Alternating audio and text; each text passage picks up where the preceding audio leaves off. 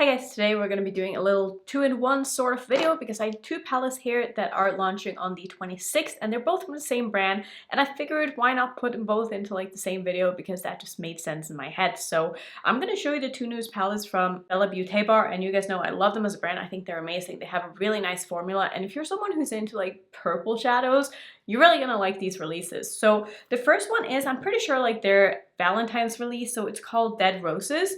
This is such a cool palette. Like, I love the front of it. I love the packaging of it. I think it's really, really fun, and it's a little bit of a different spin on a Valentine's palette, even though it is very like pink based, purple based, but I still think it's really beautiful, and it says "Be My Anti-Valentine" inside, which I think is just awesome. So I'm excited to show you a look at both of these palettes. So we're actually gonna start with the other palette that I have because I've already done a look with this, so I'm gonna just show you everything about this palette to start off. And like I said in the beginning, these are launching on the 26th. I will have all of the information down below in my description box. I also do have an affiliated code with the brand, which is just Annette. If you're interested in any of these, it will save you a little bit of money. So this palette here is the Ultraviolet palette, and this is actually a collaboration palette with a lady called Deandra Nicole, which I was not familiar with her until I received this palette in PR. I did not know who she was. I did follow her, and she mostly does a lot of like swatching pictures and photos of palettes that she receives from the look of things.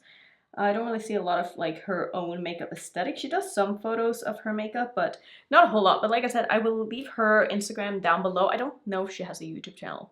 Really not sure, but if you're someone who's into purples, you're gonna love this palette. Now, I've said many times before that I'm personally not the biggest fan of monochromatic palettes, so both of these for me are a little too monochromatic for me to be like so excited about these that I know I'll be reaching for them over and over, because that's just not going to be the case.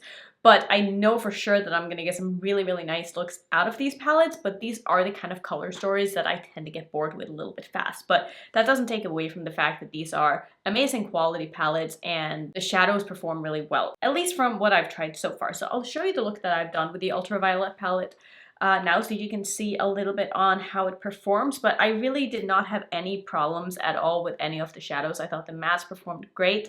I have had such a good experience with Bella Beaute Bar's mattes in the past like 5, 6 releases, whatever. I think that they have an amazing, very solid matte formula that I think every color that they've come out with, they've pretty much nailed. I haven't had any issues with patchiness or building or blending with any of these purples, and I think that they're just really, really good quality mattes. And if you're familiar with Bella Beaute Bar as a brand, you know that their shimmers are amazing as well. There are quite a few different shimmer formulas in this palette, and it just kind of depends, you know, what your favorites are. There are some that are a little bit more on the flaky side that look so good on the eyes. I've said before, I don't really care if shadows are a little bit flaky, because once you get them on the eyes, they tend to look pretty smooth, and as long as they wear well, they're gonna look absolutely amazing. So it might just be a little bit of finessing, like getting them on your eyes to look good, but once you get there, it's so worth it. So I think this palette is really, really pretty, and I'm very excited that I have it in my collection. It will definitely survive the first declutter that I plan on doing soon. I said in a different video that we are going to be moving probably next month, so I do need to start filming my declutters pretty soon, which is something that I'm excited about and I need to do. Like, it needs to get done because shit needs to go. But this will definitely survive, even though it is a very monochromatic palette. But I still think it's really pretty and it's very nice quality. And if you like those tones yourself, I think you're really gonna like it. Now, let's talk about this palette, because this is the palette that I want to use today for today's look. And I sort of have an idea that I want to do something very dark and dramatic with this palette, and maybe something that not everyone else is going to be doing with this. I really want to use this shade, which is like a black to kind of red, green, multi-chrome. It's really unique, and I've played with shadows like that in the past, and I feel like I haven't given them like enough of a chance. So I really want to do that today. And like I said, I want this to be a very, very dramatic look. So I might use this one and do like a really dark smoky eye with maybe this in my inner corner as my inner corner highlight. So I think we're gonna go ahead and start with this and just kind of see where we end up. I feel like I say that in every single one of these videos, but like honestly, going into a look, I don't really have, I might have a plan in my head of what I want the look to end up looking like, but stuff usually changes as I go, because I'm like, ooh, that's a pretty shade. And yeah, I can't help myself sometimes. So we're just gonna prime with my Natasha Nona eyeshadow base like I always do. I will link this below. I've had quite a few comments lately asking what eyeshadow primer I use, and I'm terrible at like linking the stuff that's not the actual product that I am reviewing, but I'll link my eyeshadow primer in the description box if you're interested in it, because it is my favorite and it's been my favorite for so long. I just love the coverage that it has, and it's just really easy to work on. So I'm just a big fan. I've been a big fan of this for like 3 years now. I don't even know. I feel like I've been using that that eyeshadow primer for a very long time. So what I have to decide is, what do I want to be sort of my crease and transition shades, because I do want the whole lid basically to be very, very dark. So I'm thinking I want to use this shade as my transition shade. I know it's a little dark for that probably, but I'm also going to put down a black base so that it ends up being very dark. So I think this is going to be dark enough to be a transition-ish shade. For that shade, I might blend it out a little bit with this shade, but we're just going to go straight in with this one and see just kind of how that turns out. So this is the shade called Single AF. I love that. That's a funny name. I haven't really looked at the names. I'm the kind of person, like, I don't really care about the names in eyeshadow palettes, honestly, until I like look at them, and then I'm like, oh, actually that's a cool name. But yeah, I don't really tend to look at them too much until I'm using a shade, so I did not know that that's what this shade was called. So I'm gonna do a pretty round shape, and I've already kind of made this get out of hand, but that's okay.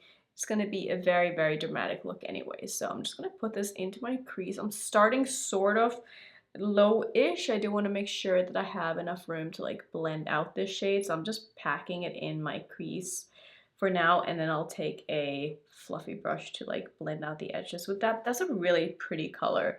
And I figured wearing green with these would look good, but we'll see in the end. Maybe I chose the wrong shade of green to go with this, but I really like greens and purples and greens and pinks together. I feel like they always look really, really good. So I'm just trying to slowly start blending this shade out and getting a good blend, but I might just go in with the black first before I like finish with the blend, because the black is going to be really important in order to get a good blend. I'm going to have to go back and forth with those and make sure I really finesse this to make it look good anyway. So I'm going to take this shade underneath my eye as well.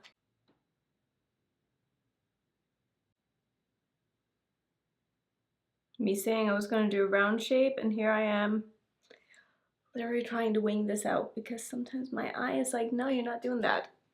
My eye decides, my brush decides, I do not decide. My brush sometimes will just do things, and I'm like, okay then, I guess that's what we're doing, because I am not in control. So I know this is looking crazy right now because it's obviously not done, but what I'm gonna do next is I'm gonna take a black eyeshadow stick, and I'm gonna use this one from About Face. It's just basically a black, very kind of thick thingy, and I'm just gonna put that on my lid here as my base for the multi-chrome. And I like doing this with black base multi-chromes in particular, because that way, not only do they not crease, because I do struggle with black base multi-chromes creasing on me quite a bit, but it also just really pulls out the shift in whatever color it is that you put on your eyes. You could also just use a regular black eyeliner to do this. I like using these kind of chubby sticks because they get the job done really, really fast. There's a lot of brands that have them. I think NYX has one as well. I did get this sent in PR from About Face, which is why I have it. But any kind of black, like jumbo stick, or really big, like I said, you could even use just a regular eyeliner as well if you wanted to. So I think what I'm gonna do next, I'm not gonna worry too much about blending this black out. I'm just gonna go over the edge a little bit here, but we are gonna put the multi-chrome over the top, and that's gonna help with the blend, so I don't need to do too much with this for it to end up looking good in the end. Like I said, just giving it a little bit of a blend just so it's not like a super harsh line. And I think I'm also going to put some black in my waterline, which I don't do very often. I really don't do super dramatic looks like this very often. But I do think it can be fun from time to time to just switch it up and do something a little bit different. I'm just using a black from ColourPop. It was just the eyeliner that I had in front of me. And this look also just feels appropriate with it being an anti-Valentine's palette. to do something super dark and dramatic. So I'm just gonna make sure that I smoke this black eyeliner into the shadow a little bit so that it doesn't look like a really harsh line. So make sure I do that before this dries. So next what I'm gonna do is I'm gonna take this, can't even see what this one says, but I'm gonna grab this shade, which is the kind of weird blacky, I don't even know how to explain this, multichrome. Is it a duochrome, multichrome? I'm not really sure. I'm not gonna use any glitter primer with this because I do have that black base down, but I am going to just spray it a little bit with some Fix Plus to make sure I don't get any fallout and just to foil it nicely. And we're just gonna put this all over the lid pretty much. And I think this is gonna end up looking really cool in the end. I'm leaving some room in the front portion of my lid just because I do want to have a lighter shade there. Like I do always prefer to have some sort of an inner corner shade even when I'm doing a very dark dramatic look. But you can see now it's a lot easier to blend this shade into the crease than to try to blend that black shade. And this also does not tone it down a little bit, but make it a little less like just black. And I'll show you the shift in the mirror with this once I've put it on both eyes here, but I think this is looking pretty good. I do have to blend that first matte a little bit more, but as of right now, I like where this is going, and I think it's gonna end up looking pretty cool in the end. So I just finished off with the blending part. My camera shut off, so I thought I would just do that, but I'm gonna grab some of this shade, which is sort of that chunkier formula, so I'm not sure how I'm gonna be able to put this in my inner corner without it being like too flaky, because this one can be a little bit tricky if you're putting it in a small area. I am going to spray this one as well, and I'm just gonna kind of take my time to pack this in my inner corner and make sure I'm able to blend it onto the lid. Okay, yeah, that's working pretty nicely. That is such a pretty shade. Like I really would love to put this shade all over my lid. I think that would look gorgeous. But as of right now, we're just gonna put a little bit just in the front here and also a little bit underneath my eye. And I think that's all I'm gonna do for the actual eye look. I'm gonna pop on some lashes though, because I really feel like this look needs it because it's very, very dramatic.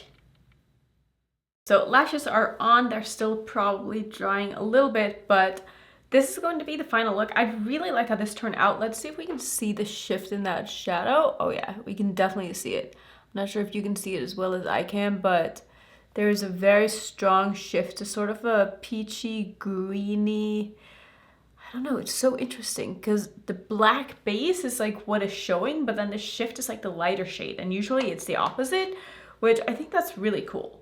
Like it's a really, really cool look, a really cool shade, a really cool palette in general. I really like this as a Valentine's palette. I feel like the theming especially, and just, I don't know, it's a very usable palette, and I can see a lot of looks with this one. I can see more looks with this one, I feel like, than the other one.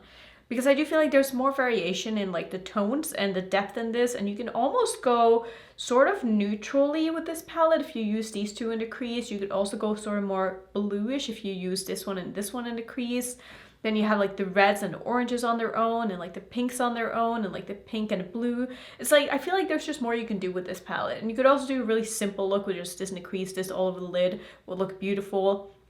And there's a lot of variation in this palette. And like I said, I think the quality of both of these palettes are really, really nice. And I don't have any complaints at all when it comes to the formulas in here. I think they're super nice. And if you like these color stories, I think you would really like these palettes. So I'm excited to have these in my collection. Let me know if you plan on picking any of them up. Do I think you need both of these? Probably not, because it's like sort of in the same ballpark when it comes to colors. I don't know. If you really love purple, like this is your perfect palette. And if you're more into like the neutrally purpley, like warmer tones, then I think you'd really like this. So I don't know. Let me know what you think down below. I think it's a fun release. And like I said, I'm excited that I have them and I'm making a mess. Thank you so much for watching. If you want to see some more Bella Beaute Bar content, I of course have a long playlist. I'll put that on the screen. And if you're new, don't forget to subscribe, and I'll see you in my next video. Bye.